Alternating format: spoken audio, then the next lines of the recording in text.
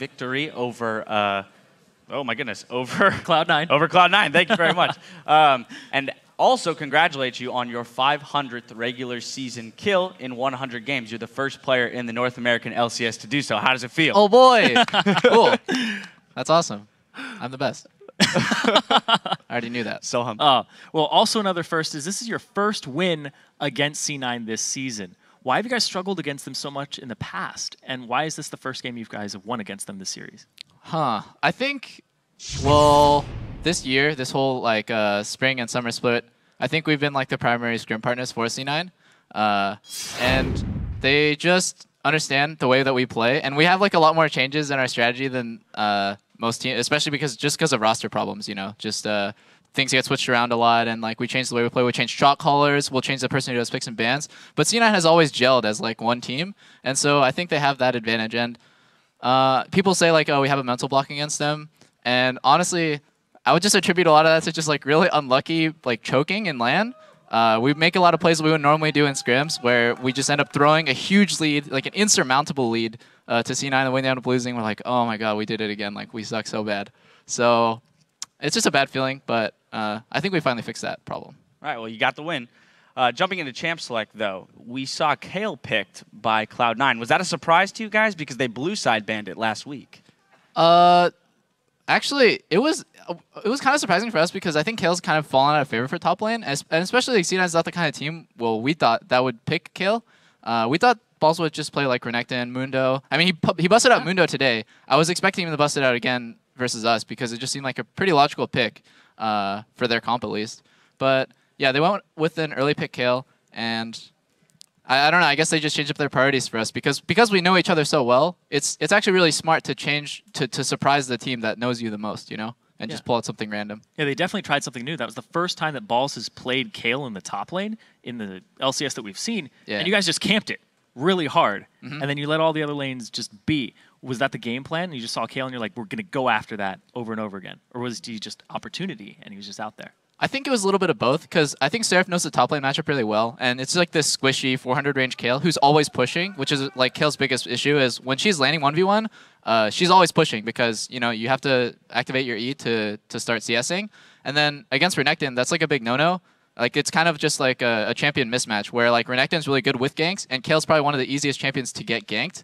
And so as soon as she died once, it's kind of over because we have TF. And like after that, it's just death after death after death, and then Renekton snowballs from there.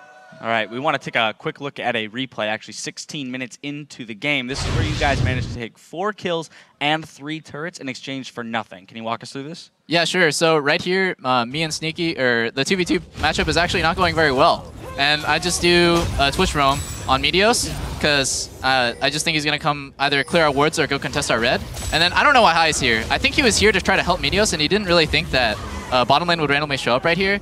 And I guess the replay's over. This is like another part. Oh, it's fast forwarding where we end up pushing mid. So normally I would have went bottom to catch the farm after I got a kill, but my team was like, just take mid tier 2, and I was like, oh yeah, we could just do that, and I can just give up a horrible little tower like tier 1. And then like Lemon tries to make a really big play here, and I think Link lives here because of Dangerous Game, the best mastery in the game, baby.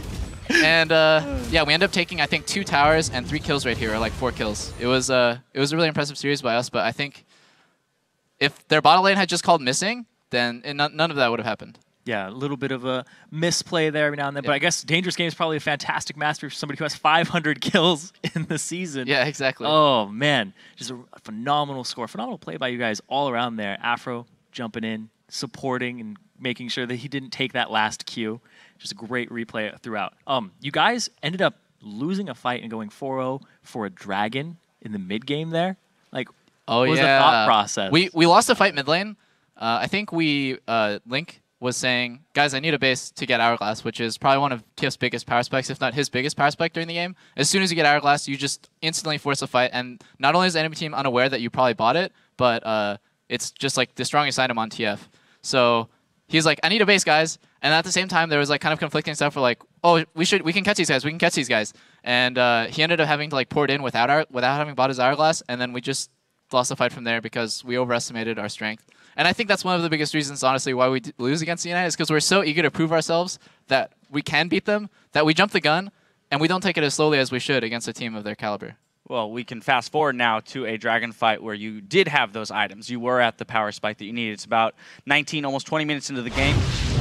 We get a nice teleport in from Link, which you can go ahead and explain to us here. Yeah. I think, yeah, we're all sitting on pretty big spikes right here. So I'm on my Bork, and Link has just finished his Rod. So they're funneling in probably the worst spot to play against Twitch. You see, like, these carries, and the reason why they're splitting up right here is because they don't all want to funnel into the same spot, but it's also really bad to split. And this is why TF Twitch is so powerful, is it splits a team comp up in situations where, obviously, you don't want to be split up against Twitch TF, but you don't want to be grouped either. So there's, like, no win here. And then Sneaky just gets kited right here. He does the right thing, which is move forward, like run away from the TF with a gold card, but there's just nothing that they can do because Hyde just instantly died. And yeah, the power of TF Twitch obviously is, as soon as you put someone in a bad position, it's like, what do? Do you funnel into Twitch ulti, or do you split up and just get picked off by TF? There's like no win right there. Yeah, and speaking of winning though, you guys are 11-5 right now.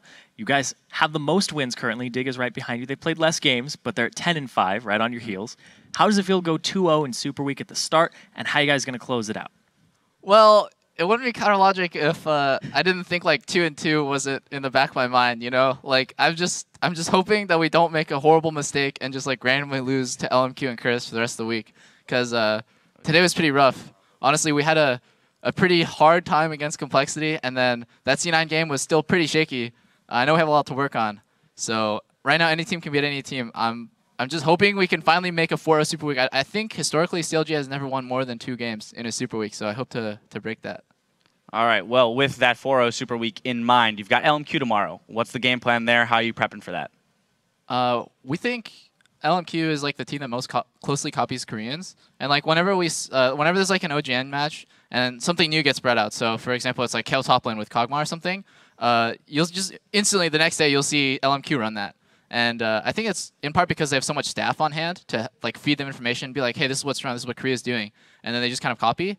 But I don't know. I don't know what I think about them. At the very beginning of the season, it was like, oh my god, Xiaohui Zhao and Vasily, they're gonna be so strong. It's gonna be really scary to face them. And then now it's really not as scary. I think I got my confidence against Vasily, even though I know he's really, really good. Probably like top 2, top 3 AD carry right now.